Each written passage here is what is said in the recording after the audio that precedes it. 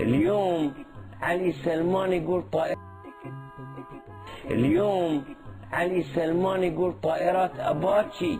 أي طائرات أباتشي؟ ايش عرفك بطائرات الأباتشي؟ ما قامت من البحرين ولا طائرة أباتشي، ما قامت من البحرين ولا طائرة أباتشي، ما قامت من البحرين ولا طائرة أباتشي. حرام عليك هذا الكلام. وين طائرة أباتشي؟ أنت عسكري، قمتوا تألفون على بلادكم، قمتوا تقولون كلام. وين طائرة أباتشي؟ أنت عسكري. جيب لي الصورة وممكن نعرضها على قيادة عسكرية محايدة خارج البحرين إذا قالت هذه طائرة أباتشي. أنت شو تقول؟ عندنا احنا F-16 و F-15، عندنا احنا صفة سنابس، عندنا احنا F-16 و F-15، عندنا احنا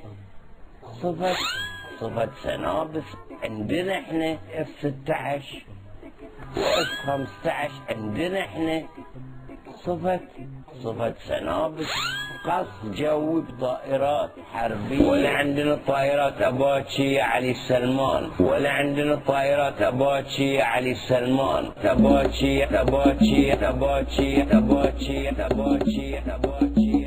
قضية انكشفت وسقط القناع عن القناع. هذه قصيدة لمحمود درويش اللي انتم تقولون تحبونه.